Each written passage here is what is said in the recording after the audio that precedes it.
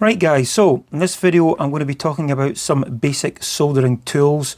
So if you're thinking about getting into soldering and you want some ideas of some basic kit that you can buy that's going to see you well for quite a while, then this is going to be definitely worth a watch. Now this is typical applications that I would be personally soldering. A lot of the electronics that I've been making here, these kits, these need to be a little bit more delicate. This little LM386 audio board was actually a rework I had to do on it to change the pins. You know, my projects are predominantly amateur radios, so this is a little antenna that I made. But more often than not, I'm making things like this up. This is a cable, coax cable, where you need quite a bit of heat.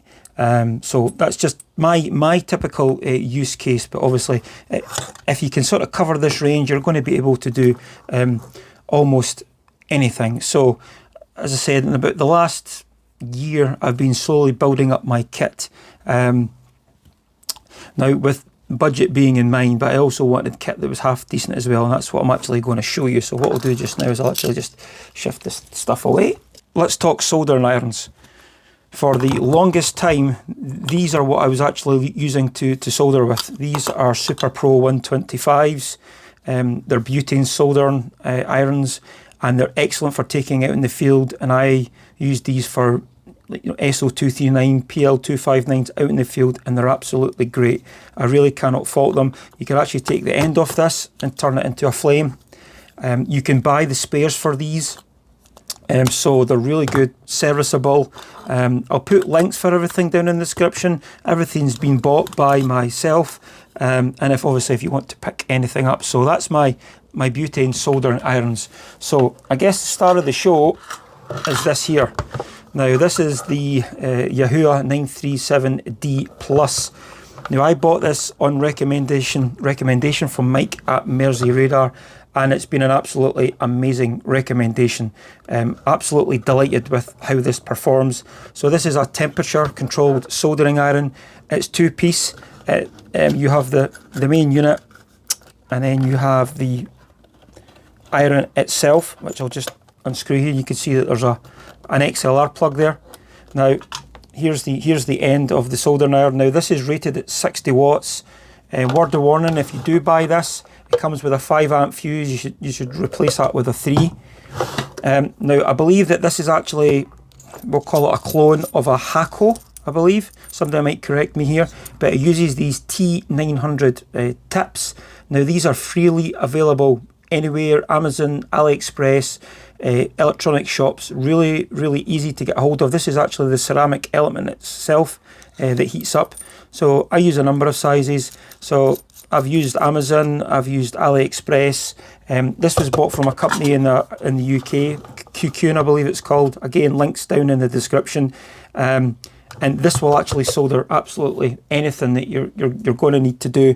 I've had this turned on for hours at a time, and it holds the temperature really nicely. So that's the soldering iron. But something that you actually need to get along with that solder iron is this thermometer. Now, when you get your soldering iron, you really want to check the temperature of the tip. Now, what it says on the screens, and maybe not always what it measures. So I got this just to confirm that. And you can actually calibrate your soldering iron to this thermometer. This was from Amazon. It was kind of a no-name brand, but it's saying that it's a Hakko and it's made in Japan. So there we are. And it comes with these little, don't know what I call them, these little thermocouple things here. These last for about 50 times of use, and then this is spring-loaded, and you can just change them. There's a 9-volt battery in them, but this is really good, and it's only about 10 or 12 pounds.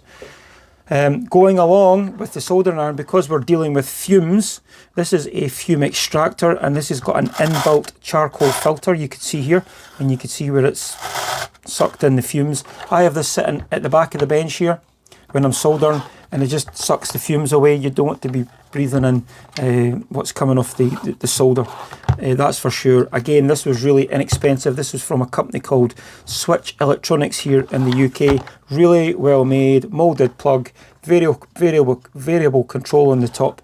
Highly recommended. Now, what are we going to go into next? Why don't we we look at some solder. So I've got a couple of different types of solder here.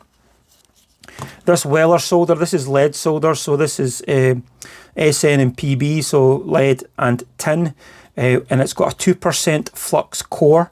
So if you're not aware of soldering, you need something called flux to make the solder actually flow. So this actually has it down its centre. This is 1.5, and I use this for sort of PL259's bigger stuff. It's really, really good, but again, it's leaded, so make sure you wash your hands after you use it. Wear gloves when you're using it. This is lead-free solder. A lot of people, I've got a bit of a love-hate relationship with this stuff.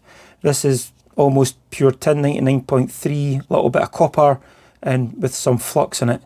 It works well, but you need to have your soldering irons that bit hotter in order to use it. But it is good stuff. Let's look at some rework things here. So sometimes we actually make a mistake, and in the case of this little LM386, these header pins used to be on the other side, although they were old ones. So I actually had to desolder these. Actually, this is for cleaning the soldering iron, so don't pay too much attention to this. This was AliExpress, and this was literally £1 for cleaning the solder iron. So this is desoldering Wick. So basically this is fluxed already, but you can use your flux as well. These were both from Switch Electronics. You can dip your flux in here, your wick in here into the flux, and you can use your solder iron over it. So you would do something like this